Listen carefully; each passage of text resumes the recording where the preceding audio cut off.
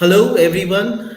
Welcome back to yet another webinar on nature in our cities, part of our Seeking Sustainability initiative, brought to you by Azim Premji University. My name is Shashwat DC. I'm part of the communication and research team at the university, and it's a great honor for me to be able to present this series to you on a month-on-month basis. We have had the great fun in the past many months talking about various species like earthworm, cockroaches. Last month we had slender loris and different species that live around us, and how we can learn to coexist and learn to live in peace with them. In that sequence today, we have a very important species that we are going to talk about. A species that it's very we a lot of people find it very difficult to coexist and live in peace with them. So it brings out two sets of emotions usually in people, and primarily fear and worries, and secondly is of course people tend to also look at them as a species that we need to live and coexist together.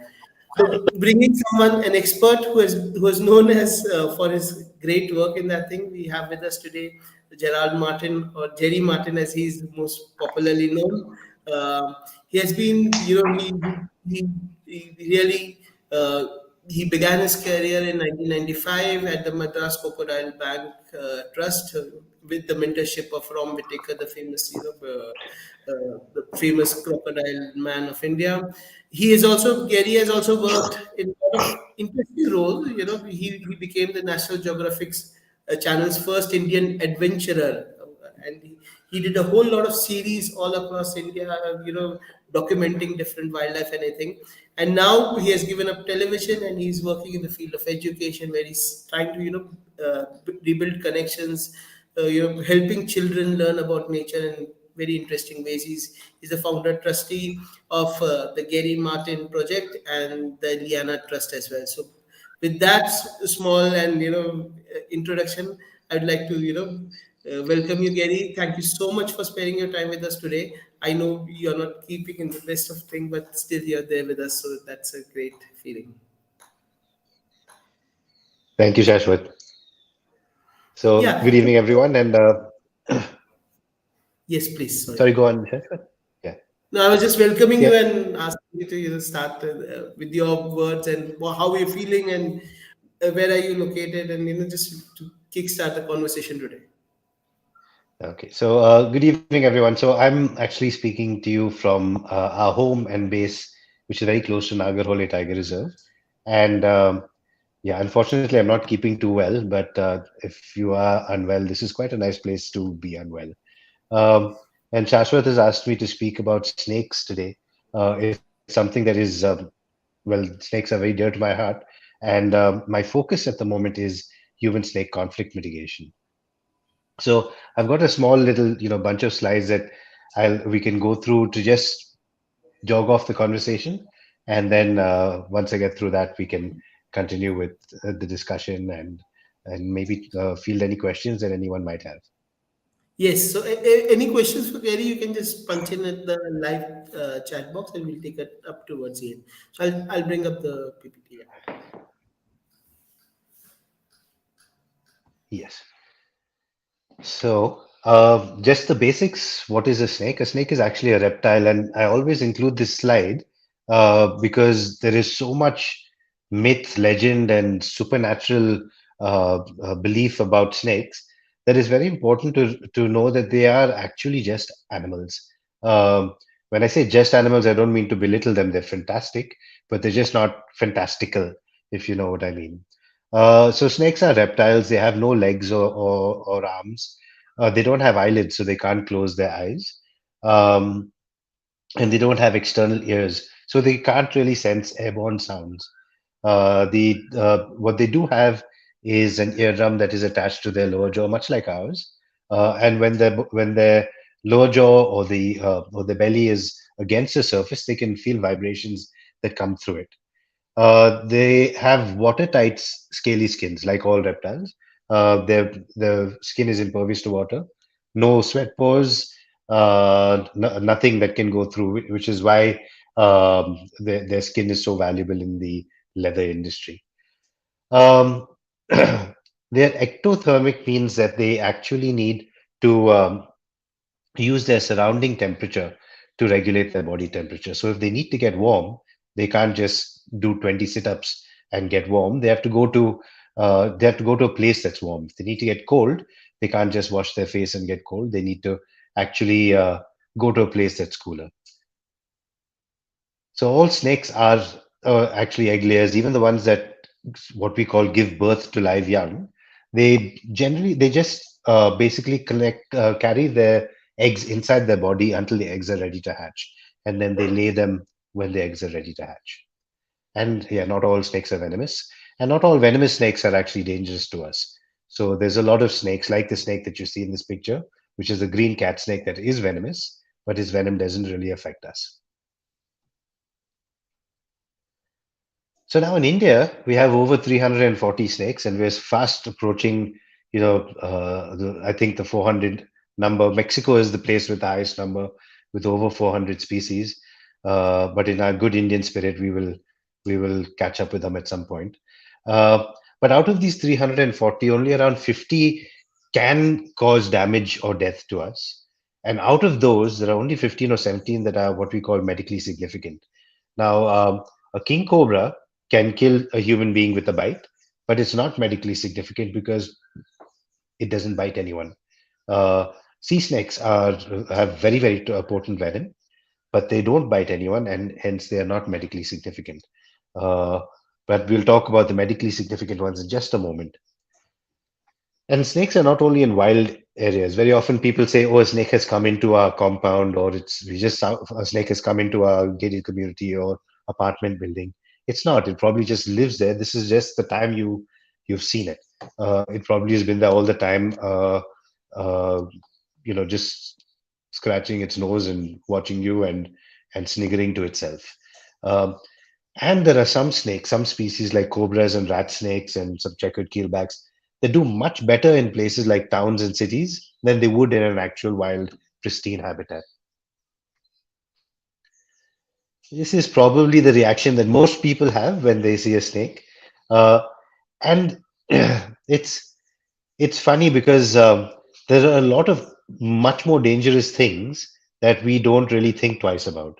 For example, driving from Bangalore to Mysore is statistically and functionally much more dangerous and much more trying than any snakes in your backyard. But we would not hesitate to actually drive down to Brindavan Gardens for a picnic or head over to Coorg for that matter. And traffic can be a lot more dangerous. Uh, Construction workers on a 6 or 7 story high bamboo scaffolding that's lashed together with coir rope, that's much more dangerous than tackling any snakes. But no one seems to be making very sensational documentaries about them. The reason snakes get that platform is because most people are just scared of them. So if someone picks up a snake, that person is automatically just cool. Now, handling a snake is not a special thing. If you can learn how to play the piano or ride a bicycle or play badminton, you should be able to learn how to handle a snake as well. So it's just basically going through the motions of doing it safely. Unfortunately, a lot of what we know of snakes has come from anecdotal inferences and generations of hearsay and stuff like that. Is very little actual science, especially in India, that's being done. There's some phenomenal new taxonomic work done, but very, very little understanding of behavior and ecology. And there's a lot more snakes around than we think.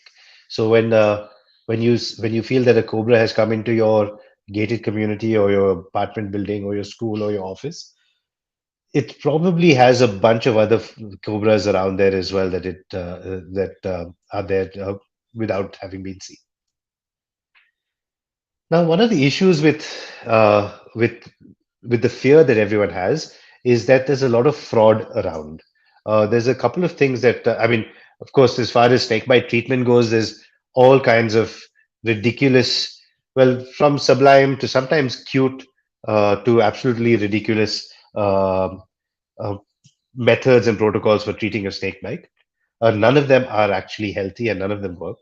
But on the left, if you can see that gadget, it's one that was recently marketed and I think they're still selling it. The company claims that it puts out a pulse into the ground that scares snakes away.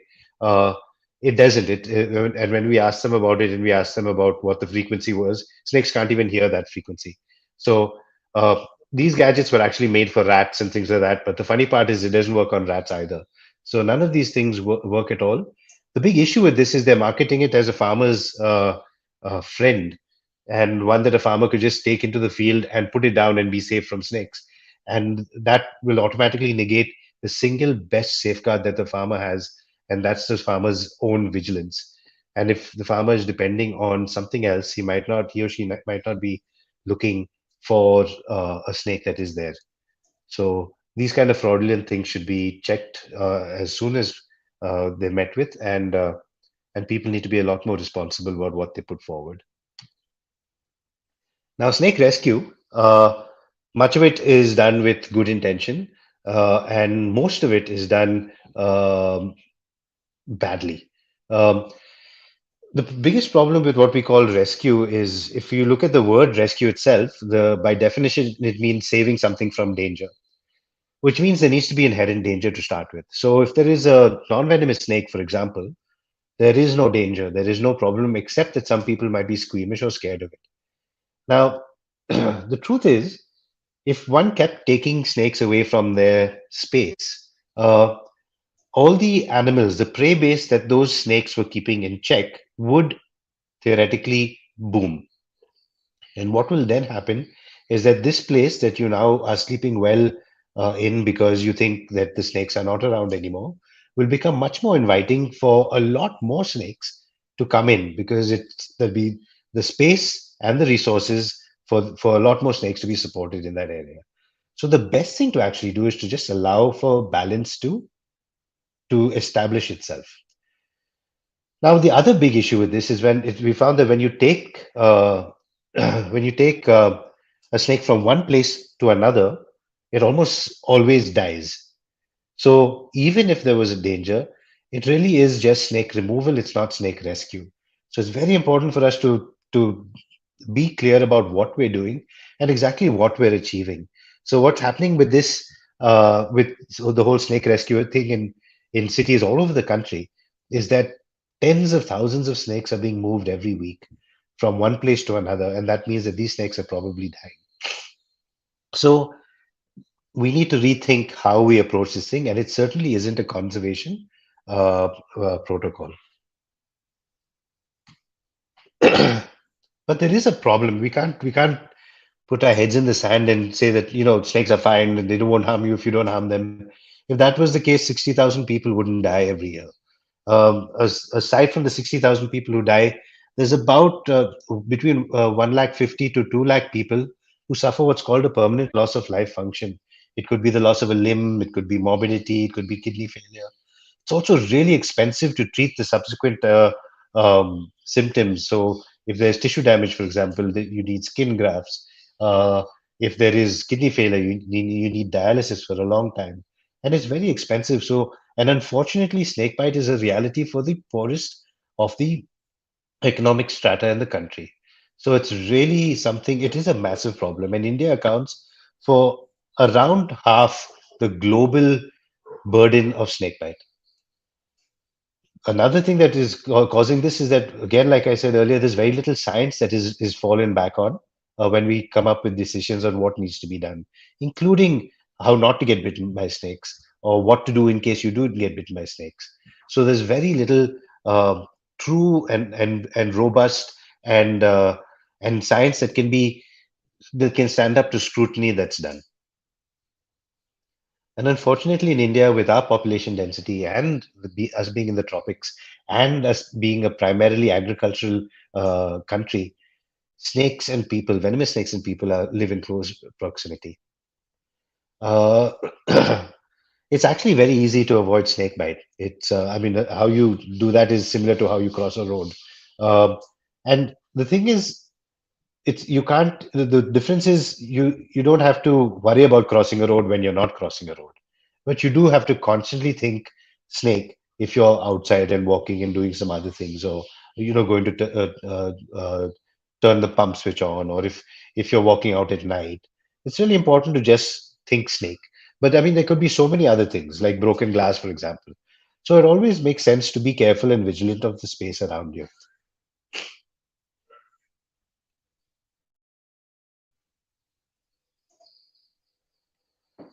Now, in case of snake bite, and this is something that's quite important for all of us to know, there are a few things that we need to do and a few things that we don't. Um, the most important thing, and this is easier said than done, is to stay calm for two reasons.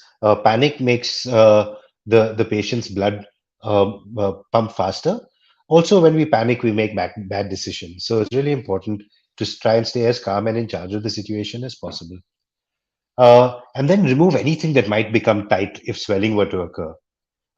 So can you, if there is a ring or a bangle or a watch, just remove it. If the patient is wearing a long sleeve shirt, unbutton the cuffs so that nothing gets tight in case there's swelling. Then you immobilize the limb without tying it. If it's on the hand, you just make a sling like you would for a broken arm. Don't tie it. Just use a dupatta or a towel or a sari or anything, and just so that the arm is supported. If it's on the leg, ideally carry the person. If not, just enable the person not to have to put weight on that leg and get straight to hospital. It's really important to note any visible symptoms that you see. So if the person starts sweating, if they start slurring in their speech, if they start drooling, if their eyes don't stay open, if pain starts increasing, if swelling starts increasing, if there's any discoloration around the side, just note those symptoms and when they happen, and quickly report it to the doctor. The doctor does not need to know the history of why the person was there, or which movie he or she was going to see, or any of those details. Just when the person was bitten, where it was bitten, and what's happened since. More important than what to do is what not to do. We never tie a tourniquet, a rope, or a ligature around. Now, if I mean, all of us have been really, and I shouldn't be saying this at a university talk, but I'm sure all of us have been paying attention in class at some point or the other, and not paying attention in class quite often, and had a rubber band to play with. So we tightened it around our finger, and we felt Shashwat is nodding his head. So and we felt the finger go a little numb, but we also felt the throbbing behind it. That's because our heart continues to pump, and with that pumping, the pressure behind the rubber band is increasing. So when we take the rubber band off, that sudden gush of blood warms up the finger again. With that, what we end up doing is giving our systems a sort of sucker punch of venom, rather than the venom just spreading slowly as it would have. So we never tie a tourniquet or anything around the limb, or we just basically don't do anything to the bite of the site. Try not to panic. I've reiterated that here. Um, Never cut or suck at the wound. You can't suck the venom out. There are some vampires who can, but most humans cannot. So it's impossible to suck the venom out. The other problem with cutting or trying to suck the venom out is that it usually releases the venom into the bloodstream. So it's better not to do that at all. And a simple question to ask oneself is, if you put a drop of ink into a glass of water, would you be able to suck out the ink? And you can't, and that's a physical reaction of diffusion. Venom is actually binding molecularly to our cells, so it's not something that we can just suck out without draining the body completely of blood. Don't wash the wound, because that also involves massaging it a little bit. Don't give any medication to the person, especially painkillers, because there are a lot of neurotoxic symptoms with many snake bites, and we don't want to exacerbate those. Uh, One might feel like having a drink or a coffee or tea. Don't do anything of the sort. Not even Coke, nothing that's stimulant at all. Water can be given, but especially if it's the longer time after the actual bite, it's important for the patient to take small sips so that they don't choke on the water. And don't go to any healers or temples or places of worship. None of them work. And that's pretty much it. This was my daughter when she was 12 years ago when she was just under 3 years. And this was her taking a striped keelback out of our house and releasing it outside. We can live absolutely fine with snakes. Uh, and snakes can actually live absolutely fine with us as well.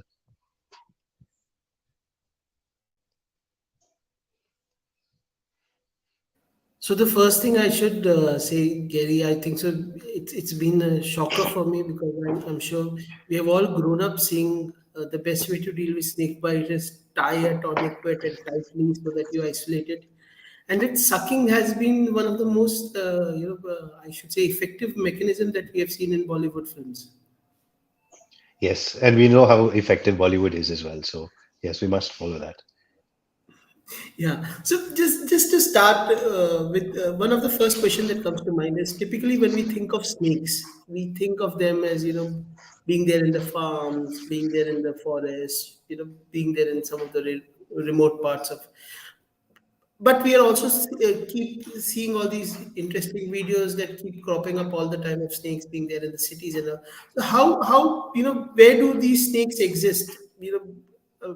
Within our confines, how close are they to us? So there are some species that are all around, and they do. In fact, the commensal species like cobras and rat snakes and checkered keelbacks that are like crows and sparrows and pigeons. They do much better around humans than they do in the wild. Um, Especially true in small towns and rural India, but especially cobras and rat snakes seem to thrive in cities as well. They do really well. There's such an abundance of food for them, and with the sewer system and all, they just do very well living there. So yeah, so there's some species. There are other species that, like growing up in Bangalore, for example, I lived a bit outside of the city, and there were about 18 or 19 species on the farm that I grew up on there. And today there's only two or three species that you continue to see. And that's because, I mean, we can't really think of them as snakes. That would be like us thinking of birds as just birds. And we say there are birds in the city, but by and large, they're crows, pigeons, and well, not even sparrows all that much anymore. So there are some species that do very well, and some species that just cannot exist around us.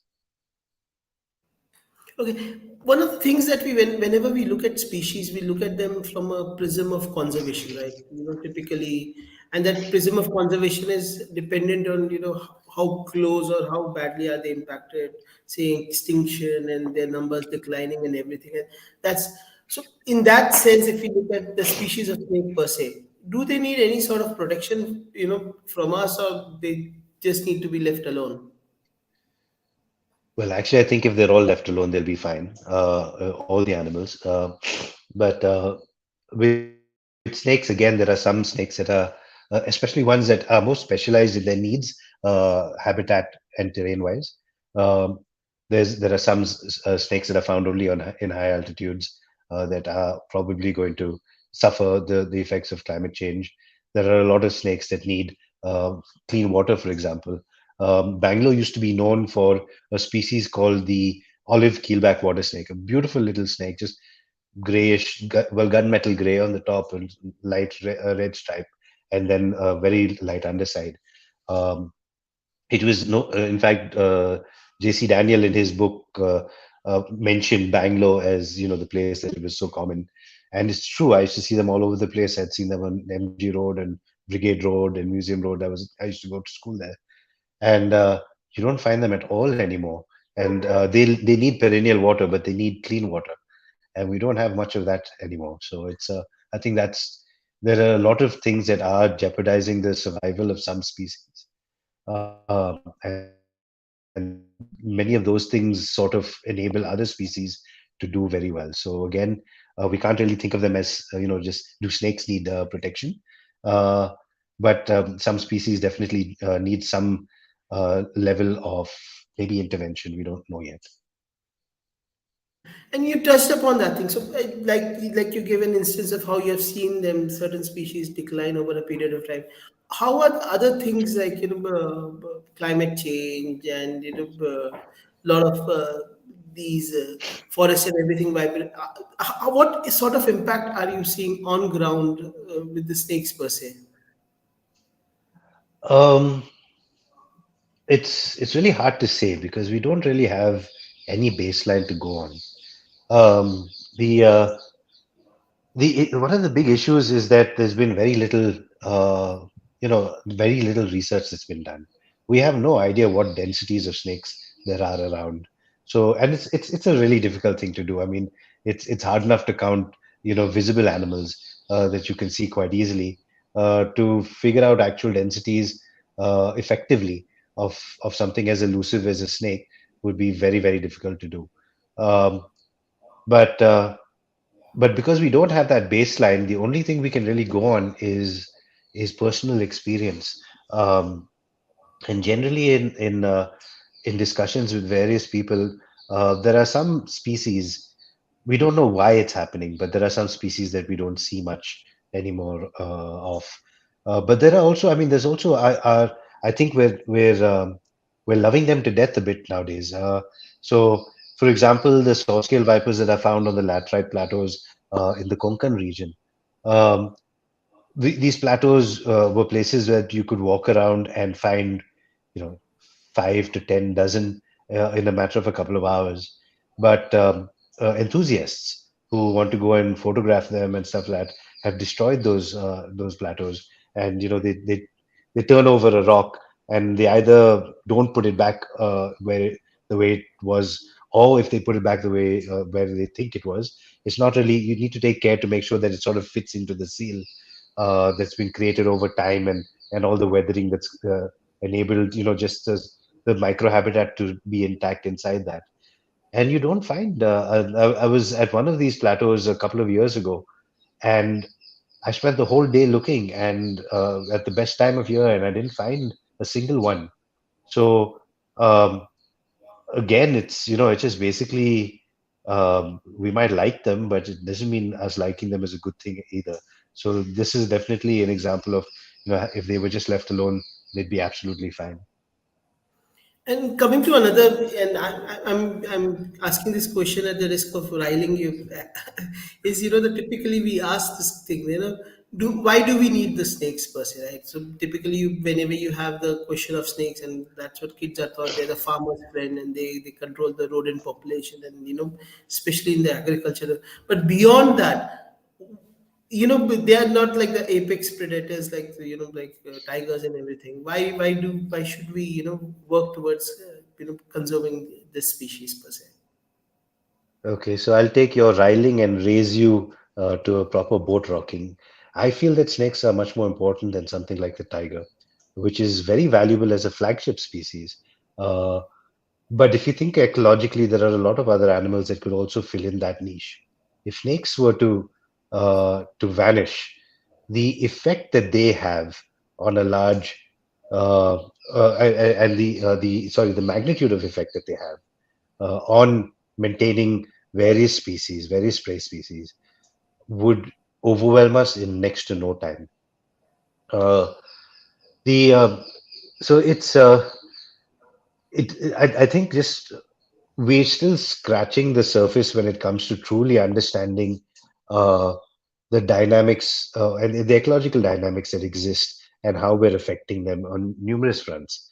Um, and with something like snakes, a conversation that I was having recently sort of jogged some thought that we've been wondering about for a while now.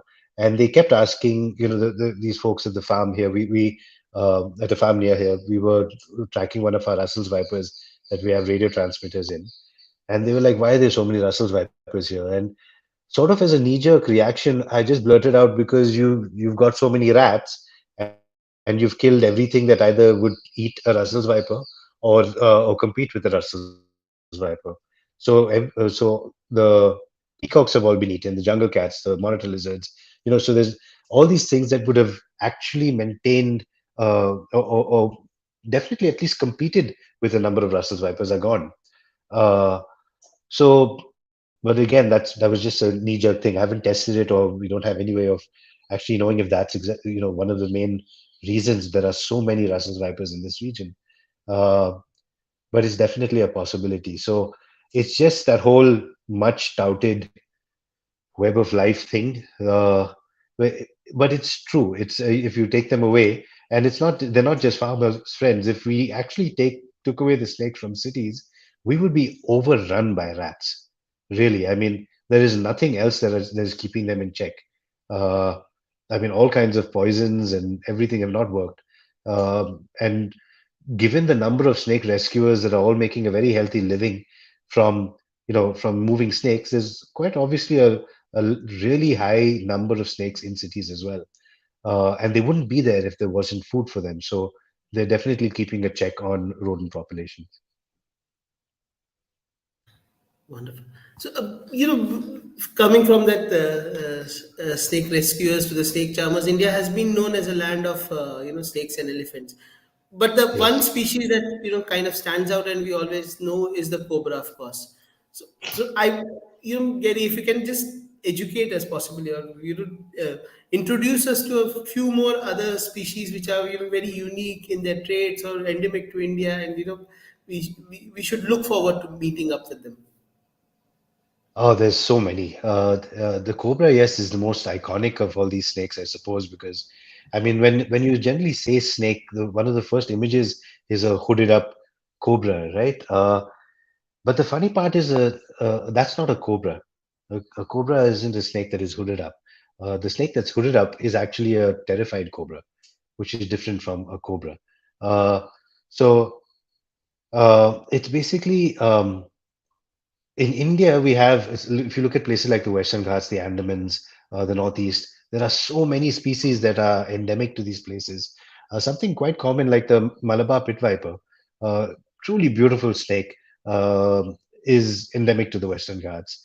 There are some species that have only been seen from, a handful of specimens, some that have only been seen from one specimen ever. Uh, there's new species that were described a decade ago from outside Bangalore. I mean, you know, uh, the yellow and green cat snake and the yellow collared wolf snake are found in that Bannerghatta, Tumkur belt. Uh, so there's so many species in India. Uh, it's I mean, 340, right now I think we're at 342. Uh, and I personally know of at least three or four more that people are going to describe soon. So there's going to be a lot more species in the near future. And they range from tiny worm snakes that are, the size of a pencil lead, not the new pencils, the old sharpening pencils, that lead. They're just that thick and maybe about 8 centimeters to 10 centimeters long. To the reticulated python, which is the longest known snake in the world. The longest venomous snake is here as well, the king cobra. And work that's being done at the moment is showing that we thought that the king cobra was the same species all the way from the southwestern edge of India all the way to Sulawesi. They're now describing at least four species, and we believe there's probably many more than four species. So the snakes that the the king cobra that's in our Western Ghats is a completely uh, different outlier as well. There's loads and loads of snakes that aren't found anywhere else in the world, and even in a place like Bangalore, there's a couple of very very nice species. So you touched upon it, and I remember one sometime back we were having a conversation with Dr. Guru Raja, and he was talking about how frogs are there and how frogs are being discovered all the time, and so is that the same case that we haven't yet there's a lot more out there for researchers and people seeking these new species can find about these snakes as well. Absolutely, and actually, Guru Raja is a very good example of someone who's doing some incredible work, especially. I mean, although he does taxonomic work as well, and they describe new species regularly, which is happening with snakes regularly. Every couple of weeks, there's a new species or a species group of species a species that's been split into many species. Uh, but Guru Raj has also done a lot of behavioral work, which is you know. Uh, understanding so much more about the frogs that we already know exist as well. Uh, so and they're so unique. There's frogs that they call the dancing frogs. There's snakes that do incredible things as well. much about them at all. We just discovered that Russell's vipers Russell's vipers use their tails to lure frogs closer to them. Caudal luring. It's known in other species. It wasn't known in these. Uh, of late, we found that there's a lot more species that have male combat, where the males will actually vie with each other for the right to mate with the female. Um we're finding new things about what they eat, how they breed, where they live, even where they are. Even as something as simple as their distribution, we're still learning new things. So we and some of the most common species as well. We're finding that we're learning new things about them every day. You spoke about very briefly. We touched upon the cobras, and cobras are iconic in India, and you said their hoods are raised because they're terrified. So if you can just Yeah. tell us more about the cobras, per se, right? So the cobra's hood is basically an evolutionary mechanism, an adaptation that enables it to look bigger, and it's called a startle display. So when it's attacked or when it's threatened, what it does is it has modified ribs over loose skin in its neck region, which sort of flare out, and that's what gives the cobra its hood. And the spectacle cobra, which is the most common one and widespread around the country, has these two circles with a U, uh, and it's believed that like many other animals, like owl moths or various moths, many birds have these startle displays to actually help them gain those few extra seconds to be able to escape from predators. So that's what we believe the cobra's hood is. But if you like, this is a cobra who's not upset. Okay. So that's one of our snakes in our research work. So he was out, so I figured it'd be good to see. So how many times do you feed it milk in a day? We basically left the snakes out in the morning when the cows go out into the field, and the snakes are supposed to get their own milk. So, but snakes don't actually drink milk. Snakes don't actually drink milk. There is, if you think about it, no place in the wild where a snake would be able to access milk. Mammals aren't that free with their milk, and uh, and it would be very uncomfortable for a mammal to be suckled by a snake. Further, especially cow's milk, we know causes a lot of the acidity causes a lot of trouble for the snake. So even though they drink it, it gives them oral stomatitis and things like that. So it's not even good for them, even if you do give them to it. What we see, so when you have a snake like a cobra hooded up and you start pouring any liquid on it, basically what happens is its nostrils get covered in everything, and it'll just start drinking.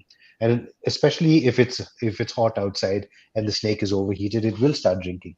So it's not because they like milk or anything. It's because this is a reflex action for them to drink. Yeah, and how deadly is the cobra venom, per se? We have heard so many Yeah.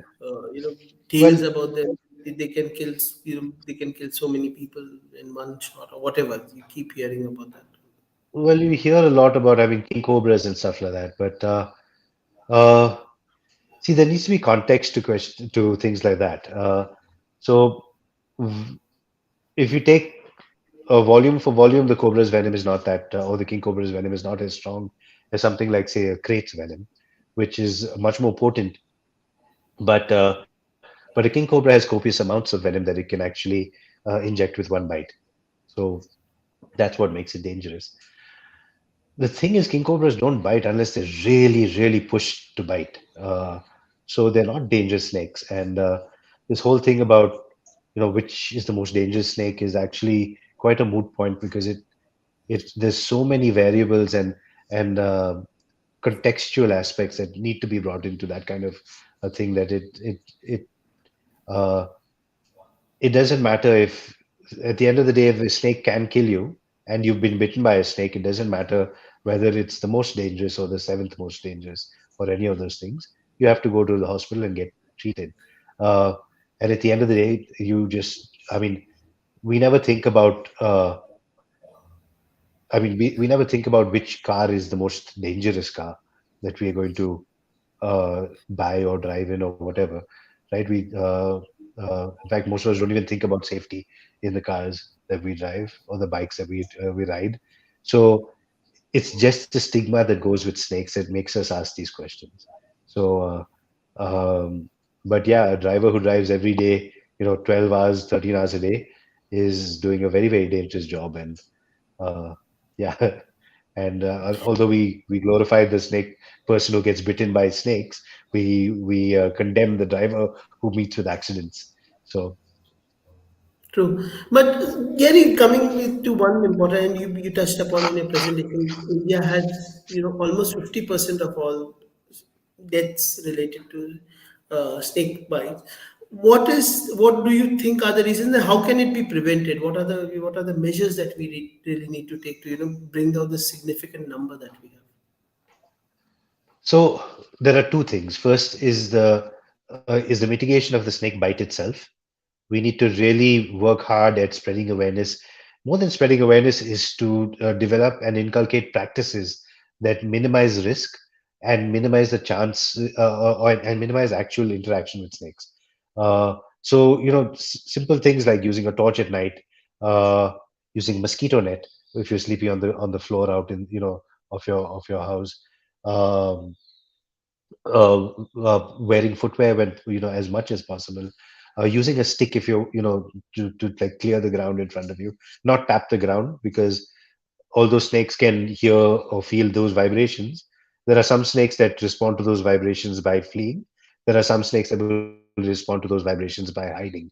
So the Russell's viper, for example, relies very, very intensively on camouflage. So it'll just coil up and stay as still as possible. So if you're just tapping the stick, it's not going to chase snakes away. You need to actually, use your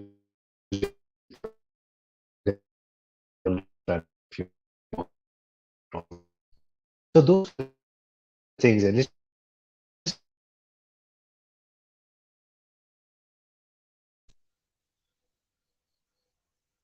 I think there was a glitch. I just went blank for a bit. Yeah.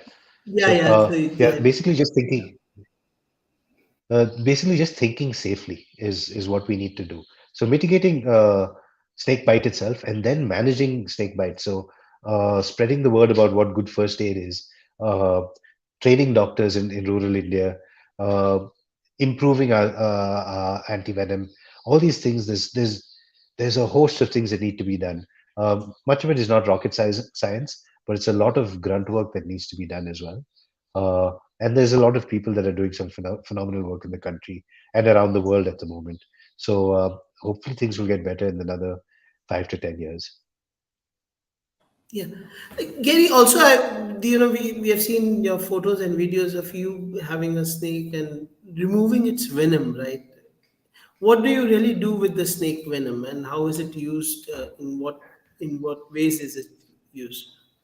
So as part of our work on snakebite management, we've been working with the Evolutionary Venomics Lab in the Indian Institute of Science. And so when we extract venom, it goes to them. And we've been extracting venom from snakes from around the country. And we've been looking at what's called venom variation, geographic variation in venom, where the same species might have different venom composition in different parts of the country. And there are other species of snakes that are also medically significant, other than what we've historically called the big four, which is the Russell's viper, the sawscale viper, the common Indian crate, and the spectacled cobra. There are places where none of these snakes exist, but snakebite death is still rampant. So there are other species as well that need to be identified, and we eventually will do need an antivenom for them as well. So the venom from that we collect from snakes from around the country and here at our facility is being researched. Dr. Karthik Sunagar heads the lab there, and he works on they basically work on characterizing the venom, looking at whether the antivenom is effective, and the potency. And those are the basic aspects that are relevant to our work. He does a lot of other biochemical research as well. But for snakebite per se, these are the most important. So, so just touching upon that aspect, how important it is for that, differentiation between the venom. So if there's a species, if you have been bit by a specific snake, venomous snake, will the the anti venom will be unique to that thing, and is that an issue per se for availability of these anti venom across our country? So in India, what we have now is called a polyvalent antivenom.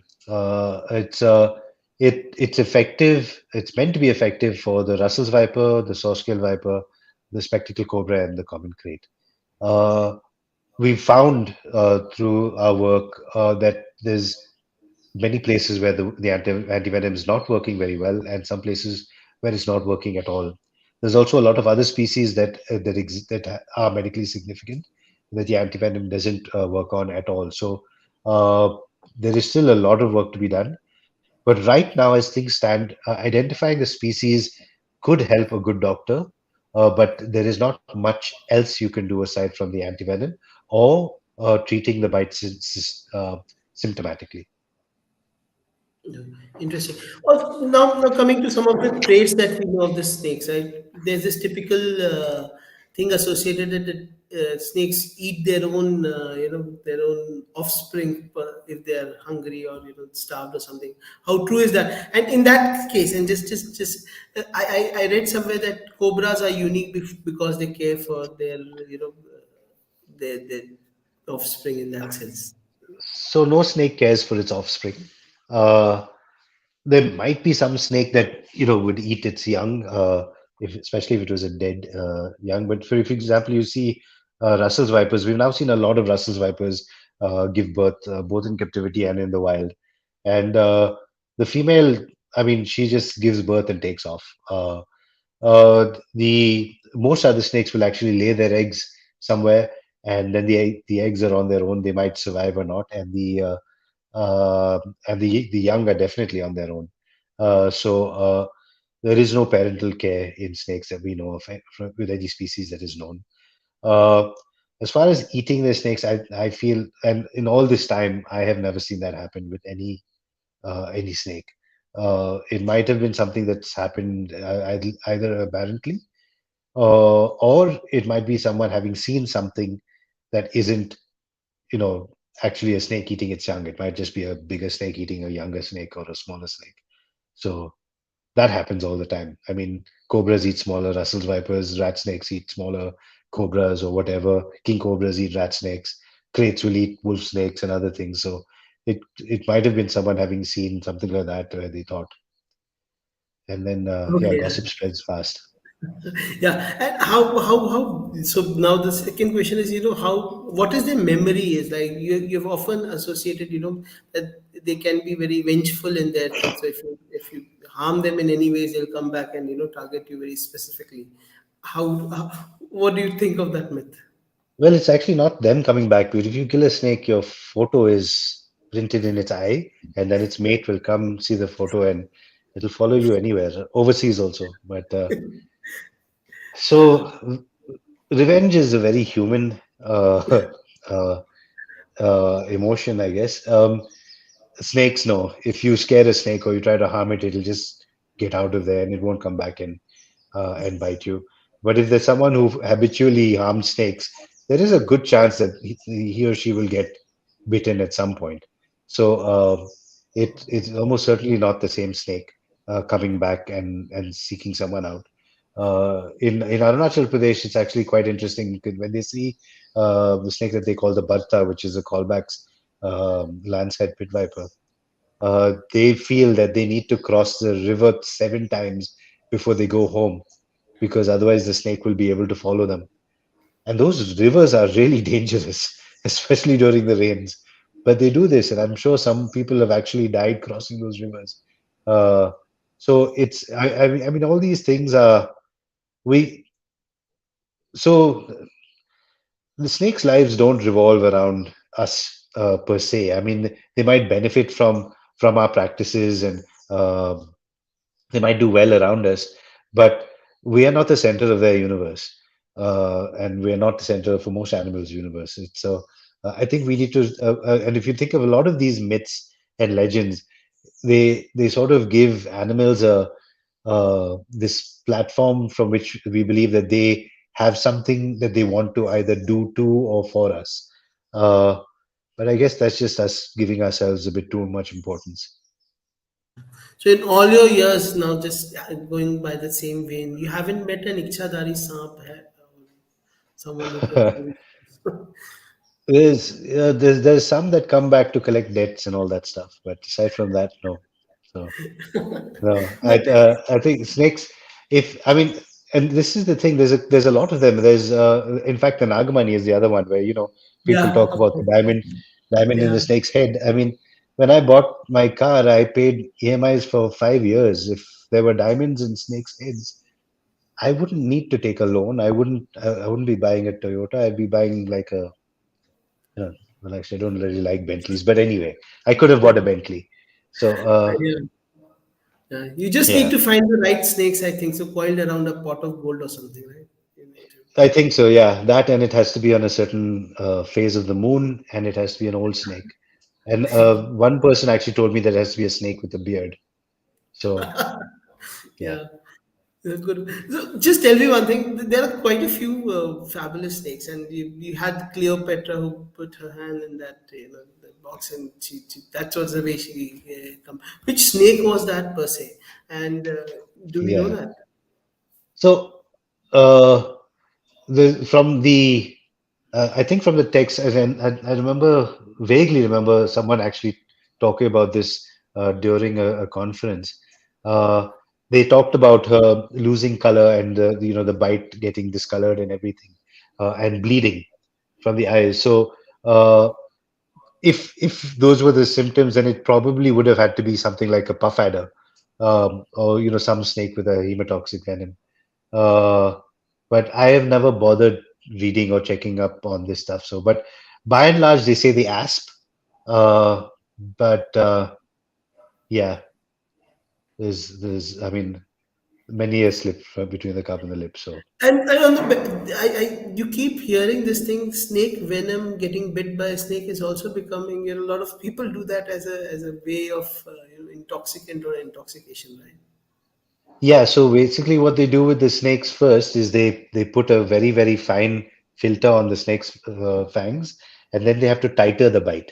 So, in fact, I was once asked by a forest department official if I was supplying this for Nasha. And I told him that it's not possible because I cannot, no one in their right mind would let a venomous snake bite them on the tongue. Uh, it's it's not something that will make you high. It is something that will kill you very fast. So it's I mean just the number of blood vessels, the proximity to the head and the brain and everything. There's no way people would survive that. So it's an absolute myth. Uh, Someone mentioned to me that they feel that most of the snakes used in this must be non-venomous snakes, and the thrill must be psychosomatic completely. So, but yeah, it's an absolute waste of time, and I think people should actually get something more productive to do with their lives. Yeah, and it's not only see from ranging from that. Let's talk about there was one photo that you used in your presentation. It's also the good intentions can be harmful as well. You see a lot of snake rescuers these days who will people who will just go and do and try to handle it. What do you say to all these people who are there and making videos and trying to become brave and macho in front of a snake? Huh. Well, to start with, the only reason we can actually handle a snake is because the snake doesn't want to bite us. If you see that same cobra chasing a rat across a field, and how fast it can move and with what precision it can bite, there is not a human on the planet that can get out of its way. The reason we can handle the cobra is because it's quite predictable in how it will respond to stimuli. And you'll see quite often when it doesn't respond in the way we expect it to respond, um, people get bitten. Uh, and like I said earlier, it's not a big deal. Handling snakes is actually very akin to learning how to ride a bicycle. Uh, if bicycles were dangerous things, then and that people were terrified of, then bicycles would have gotten the same platform that snakes have. But if you look at snakes, I mean, and think about it historically, When an elephant kills someone, it's very obvious how that person has died. But if a tiny, foot-long snake gives someone the tiniest of puncture wounds, and that person dies, the animal must be supernatural, correct? Because what is it? I'm talking about thousands of years ago. Uh, and with that, all the remedies must also be supernatural. So it's basically us thinking, us well envisaging things that aren't there. So snakes are, and if it was so special handling a snake, so many people wouldn't be doing it without any training or whatever. I mean, people need to get taught how to drive a car, right? But the guys who are handling snakes and kissing them on the back, they're not getting trained or anything. They're watching someone else do it and do it themselves, right? So that's how easy it is. You don't even have to go for a driving lesson to handle a snake. Uh, and it's uh, so yeah, I think and I always say that there are a few liquids that don't go well together: venom, alcohol, and testosterone. So yeah, we should keep them separate. Okay, just in that context, I'll just say, how do you feel the whole thing about snakes in India per se? So at one place we kind of got scared, petrified. We there are so many muhavras that go hitting snake with the thing and lathi and everything. Yeah. And on other hand, you have this whole deification that is there. Right? There are so many nagar kalus that are there. There's, Yes. and Lord Shiva is known to have a serpent around his neck and everything. So what is our relationship with snakes, and how can we this coexistence? How can we enable it? So I very often actually tell this story to people who ask me that question. Uh, so my experience of India in years gone by, about 35 years ago, when I was a child, I saw an old lady in our village sweep a spectacled cobra out of her house and then just get back to work. She was absolutely, it was just, just another day, and this had to be done, was done. There was no yelling, screaming, or anything. Her grandson, when he sees the smallest of, it could be a water snake, anything harmless, he just goes into orbit. And I think media has had a very big part to play in this. And and unfortunately, and this goes back to rescuers as well. I keep telling rescuers that the best rescuer is someone who makes sure that his job or her job is not needed anymore. So people need to not worry about snakes that much, and they should just say, okay, it's snake. So when like here, part of my team, there's Marina, Lisa, Ulas, Sandhya. Three of them are girls who go out, and people trust them a lot more. More important, there's no show about it. There's no getting the snake to strike, bite. It's very quickly, if it has to be handled, it's very quickly caught from inside the house and taken outside the house. If it's a rat snake or something, they'll talk about it to the kids and the thing and just get them to be calm. But over the period of about 3 or 4 years now, people call and say there's a snake here. And then they'll call back and say, oh, no, no, it's just a rat snake. Don't worry about it. So that change is possible. We also in India have some amazing villages. There's one in West Bengal called Ponshala. I think I'm pronouncing that right. It's in 24 Parganas, and sorry, it's in Burdwan, and they worship Chanklai Devi, who they believe manifests herself as the monocled cobra.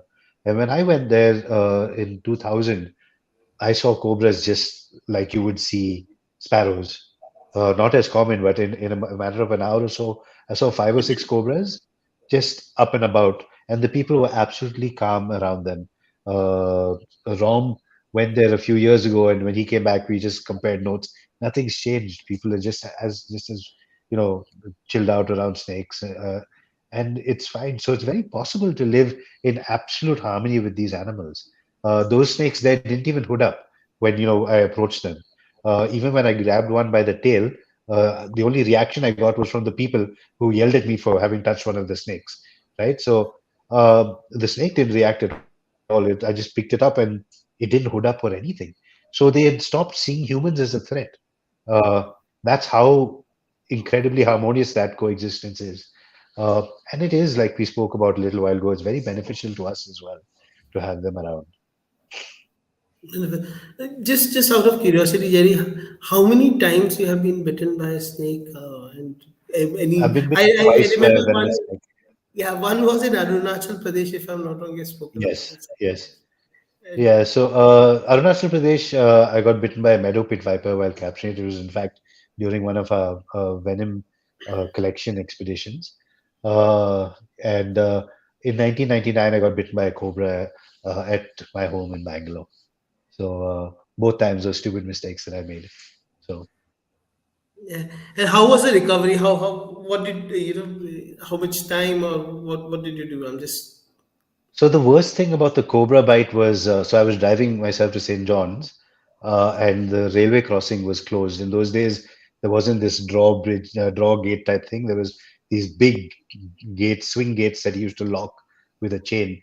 And because I was driving, he refused to believe that I had been bitten by a snake. So instead of getting riled up, I just said, okay, I'll wait these next 4 or 5 minutes out. And they were very long, 4 or 5 minutes. But the meadow pit viper was on this expedition in Arunachal Pradesh, and I mean, there were landslides and all that stuff. And so Rom and some of the other team and I sat down and decided that it would make more sense for us to just see if we could manage it best there than being stuck out, in the wilderness, because it was just pouring torrentially at that time. So, yeah, we sort of managed it and kept it as sterile as possible, and I got to hospital about a week later, and a very good plastic surgeon saved my finger. So, okay. Tell me but one yeah, thing, my just career on as a that. hand model is over. Okay, snake bites. Have you also come across that there's a lot of people, and you also touched upon is they don't panic. Is that a possibility that people succumb also out of sheer fear and that the fact that they have been bitten by a snake and it just might not be venomous? Could that So be a possibility? that's a very commonly well touted thing, that people say that your heart just gives up, you could die of shock. And I asked Professor David Worrell, who is conceivably the world's most senior and definitely leading uh, snake bite clinician, clinical snake bite expert. And he said that with a very frail heart, it is possible, but quite possibly not. Most likely not. So, so you'd have to have some, a significant pre-existing condition for that to happen. But otherwise, no.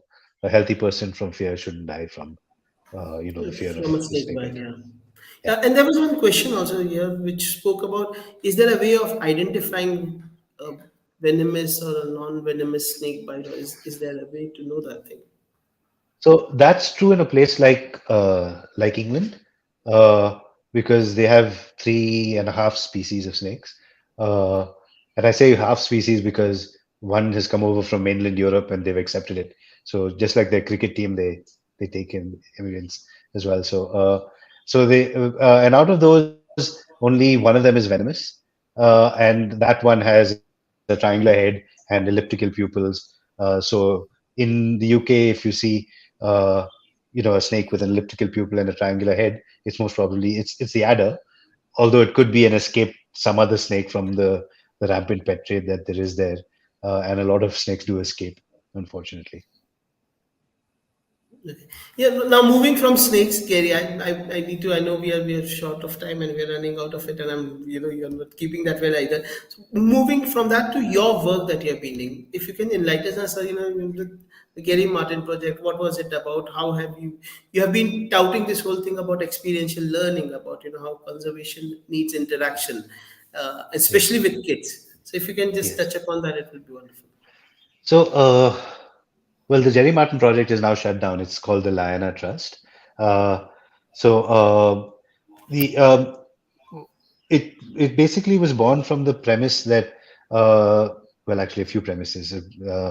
I, the first is that conservation needs to be self-sustaining, and conservation can be a business. And what I wanted to demonstrate back then was that the responsible conservation could be a responsible business. What's happened a lot is conservation being used for business, and that's very, very different from what I wanted this to be.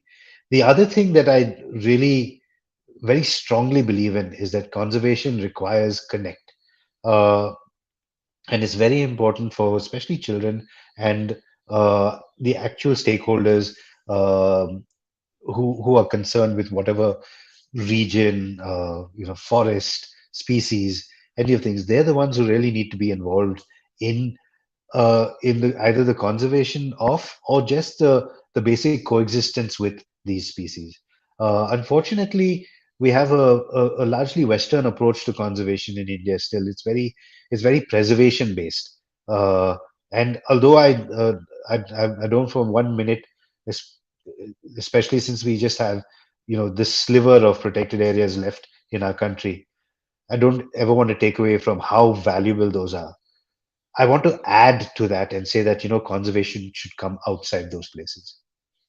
Uh, in India, for example, if I were on the edge of a critical ecosystem or a protected area, and if I just left my land fallow and the forest came back, my land would very likely get seized and go back to the forest, right? So I would be punished for doing something like that, and I know of a lot of instances where that's happened. It should actually be people who do that should actually get tax benefits, should have all kinds of other benefits and incentives, because we could actually grow our protected areas. The also if you there's a lot of places, so, again, a very good example is here. When an animal comes out of the forest, out of Nagarhole, everyone calls the forest department and tells them, take your animal back in. Those animals don't belong to the forest department, they belong to us. Okay, and that ownership is what really needs to take place. My wife Chandni used to do a lot of work in schools around the Pench Tiger Reserve, and none of those kids had ever been inside the forest until an RFO who was there at that point, shut down all tourism for 2 days and told everyone if they wanted a token for their jeeps to be doing safaris, they had to go into the schools and take these kids in. But none of the kids had gone into the forest before that. So, and they were right there on the edge of this forest, facing conflict, all kinds of stuff. But and just being able to connect with it once changed so much of their perspective. So, and that was just a safari, a 2 hour safari or a 3 hour, whatever it was, right? But just to be able to do that, and it's so this whole sacrosanct place, it needs to be sacrosanct, but it needs to be owned by everyone, and we need to feel that ownership of it. And the only way you can do that is by there actually being some level of exchange. Yeah, and Gary, you also touched upon the transition from a TGMP to the Liner Trust. What has been your experience? You were one of the biggest votaries of talking about how conservation also needs to be profitable in that sense. Yeah. Uh, so how has your experience been? And I know for a fact that the past few years have been especially challenging for a lot many Yes. entrepreneurs, individuals, and everyone. How has your Yeah. experience been on that front? And what are what hopes and aspirations, vision you have for the future? So, so yes, I run it as a for-profit, which I see as distinctly different from profit maximization. Uh, Conservation can never be a profit maximization, truly capitalistic business. But it can be for profit, and it really is good as a small business. And we were doing really well. We supported a lot of work, and we pretty much did all the work that we had to do on our own steam until COVID blindsided us a little over 2 years ago, where all of that just shut overnight. So but again, we didn't fire any of our team. We didn't rescind any salaries. We were doing online classes and everything. What we've now done, because the business is not going to come back, anytime soon. What we are, the Liana Trust is actually a non-profit organization, and we are looking at external funds to support the projects that we already have running, because we really don't want them to have to stop. And of those, the most important one is our snakebite mitigation and management project. Wonderful. And Gary, just one thing, I remember your instance. in 1995 you just landed up at the the Crocodile Bank and literally coerced Rom to take you in as a, I see a lot of your posts as also you're also interns can also be a part of your thing.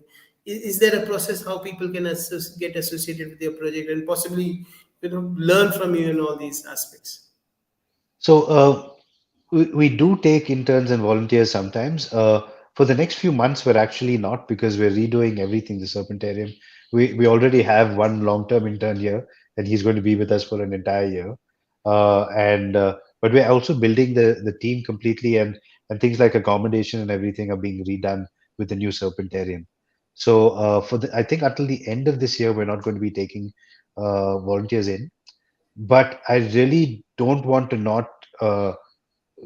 Help people with an avenue of some sort or the other. This is especially if someone wants to work with snakes. It's not like we have people breaking down our doors. So if someone were to just write to us, we have a network of really close friends and colleagues who are doing amazing work, who I'd be glad to point them towards as well. Wonderful. So, Gary, we have run out of much time. I'll just there have been quite a few questions, and I think so they have been quite interesting ones. So, if I were to just pose them to you, this one from Vijayda, who how can I overcome my fear of snakes? I've just seem petrified of them, and I think so. It's a very common feeling, right? What would you It say to is. anyone who's. I'd say baby steps. If Very often the fear of snakes is so ingrained over generations. So if and some people can't even look at a snake picture in a book. So start with that. Start by reading about them, maybe watching well, there's not many of them, but watching some sort of a documentary. At least the visuals are really great. Uh, and then go to a good place that works with snakes. By I think just as a rule, stay away from places that the dialogue is about the person. It really needs to be about the snake. So it should never be about how dangerous the snake is and how cool the person is to handle it or any of those things. It really needs to be about the snake itself. And yeah, baby steps. And a lot of people have actually come here and gotten over some really intense phobias as well. Wonderful. There's one question. I don't know. Can snake purify the air? I saw that question, and well, the short answer is no. Uh, and Yeah, in fact, many plants also don't really purify the air. They will use carbon dioxide and give out oxygen, but they don't get rid of the whole air purifying plant doesn't get rid of particulate matter and stuff like that as well. So yeah, but if there's a healthy population of snakes and a nice diverse population of snakes, chances are the air in that place is quite nice as well because there's probably fewer humans. So yeah, that they can be a bioindicator in that sense. Yeah, Yes, yeah. yeah. So there's quite a few questions from Shubhra. I think so. That's interesting. I think so. You had. I'll just post them to you. You had mentioned only 15 to 17 are medically significant. What does that Yes. mean? So medical significance, Shubhra, is like I mentioned. So just because a snake could be dangerous to us doesn't make it medically significant because there are many snakes that if we were to meet and if they were to bite us could kill us, but we either never meet them or they never bite us.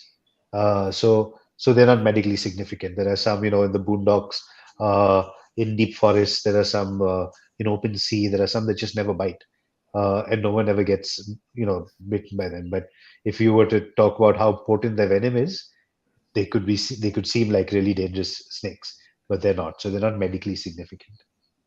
Okay. And I'm just combining. So there's another. Do snakes have emotions? Are they trainable as pets? Can we keep them? So we don't know much about snake emotions. They don't seem to have emotions like we do. We can train them. In fact, we are working on a project now to try and see if we can minimize stress during venom extraction. So if the snake could actually be trained, target trained to bite a receptacle, then we wouldn't have to catch it by the neck and all that stuff. So, uh, but yeah, snakes can be target trained too. Wonderful. And as And pets, like anything, like any pet, you really need to be responsible. I think that a majority of dog owners should not be dog owners.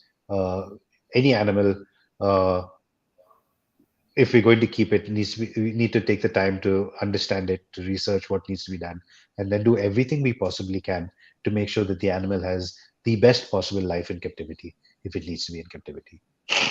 And finally, this one, she only raised that thing, and I think she said, "But what should you do when you come across a snake? Should you run from it, stand your ground, or Uh, Number eight format, but the number eight format will bring you back to the same place. So you don't want to do that. So, but I don't run because you might trip and hurt yourself. You can walk away. Don't stand still because the snake might not see that you're actually a living thing and might come towards you. If the snake is at a distance, you can just be normal, move a little bit so it sees you. And there is not a snake on this planet that will come towards you. Uh, if it sees you, it will move away.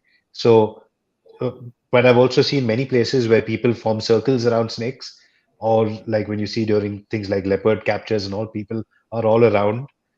When that happens, the animal has to go somewhere and it's going to hit someone. If there is a crowd, make sure that everyone's on one side. Make sure that the snake can see you clearly. And you can watch snakes just as you watch birds. They're absolutely safe. So Yeah. So yeah. So just we had a discussion of a lot of Ichthydari snakes today, milk drinking snake. I would like to end it on the other side of the spectrum. We have snakes in Hollywood which are very hypnotic. If you remember Kaa from Jungle Book, yeah, for that matter. yes, yeah. And yes, of course, the question that someone told me to ask you is: do anacondas are really that big, or it's just a Well, fabrication of? actually, it's not that big. Jennifer Lopez is very small. So no, an anaconda is, I think the record length for a female green anaconda was something like 26 or 27 feet. But a 26 or 27-foot anaconda on land would be like a slug. It would not be able to move. It would require water to have the buoyancy and to be able to move at all. They don't chase things. They don't have glowing eyes. They don't have a banshee screech, and they definitely don't have fangs. So, uh, yeah. So it's yeah. I think Hollywood, Bollywood, and all should just stay away from animals. Yeah. Just one final thing, Jerry. There's someone from our university has just posted. There are, our university has 8 or 9 species of snake. If you see Cobra, Yeah. Russell Viper, check. We were just talking about snakes are a good bioindicator. So, would you say this campus is a good habitable thing? Uh, And which actually, snake should we be bothered about? Yeah, in this list. well, actually, none really. I mean, there are some venomous ones there. There's the Cobra, Crate, and Russell's Viper. Uh, of these, I think the Russell's Viper is the hardest to live with because it requires a little extra vigilance because it's well camouflaged. So, and it could be in a small little in grass that high. So, if you're walking through grass and all, you need to be more careful. But I would say that there would have to be more species than that there. This is on Sarjapur Road, right? Yes. The campus. So, so in fact, before Wipro was there, that used to be my stomping ground, and I've seen 18 or 19 species there. Uh, there should be a few, and if there are any wetlands left there, there should be some more as well in that place. So, white snake is mentioned. Trinket. There should be oligodons, two species of kukri snakes for sure. And trinket is mentioned, rat snake is mentioned, checkered keelback is mentioned. Striped keelback should be there. Yeah. Cool. Yeah. That's a kukri. That's Nikhil kukri snake, is it? So Nikhil kukri snake so Rom's son Nikhil actually found this in Tiger Shola when they were going on a trek once, and he just brought this one snake to him, and that was a new species. But it's never been seen since. It's just that single specimen. Uh, but these are so the banded kukri, which is Oligodon arnensis, and the Russell's or variegated kukri, which is Oligodon tenuolatus, which are both known from that area. So, and striped keelbacks will be quite common there, actually, especially in the lawns during the winters. Wonderful. So, thank you so much, Gary. I know we have exceeded our time that was there for us, but it's such an interesting conversation. Any last word you would like to give to our viewers about snakes and living with snakes and coexisting with them? My request is that people just give them a chance, uh, and think just as we would about anything. When we hear stuff about snakes, it'd be good to just think critically about whether these things could be fact or fiction. And in today's day, it's also quite easy to fact check a lot of stuff. So get to know them, and I'm sure you'll get to love them. True, wonderful. Thank you so much, Gary. And I can just say one thing. I've been told before that you have a immense love for the species, and it's visible. They're also good for your health because when we started off, you're looking. I think I'm going The to go health and seems to collapse have now, though. improved while talking about snakes for that matter. Yeah. So Anyway, with that, thank you everyone. I would like to close the session today. Thank everyone, our viewers, all the people who are asking so very interesting questions. I hope that you are able to draw some very interesting lessons. Uh, let's not follow Bollywood and all the things that they have been teaching us for a long time ingrained in our minds. But besides that, we need to rethink our position in this whole thing. We need to coexist. We need to live, and it's their space as much as it's ours. So we just need to live with that. With that, thank you so much. See you again next time this Friday for nature writing for children workshop. We'll see you there. Thank you so much. Thanks, Jenny. thank you. Good night, everyone.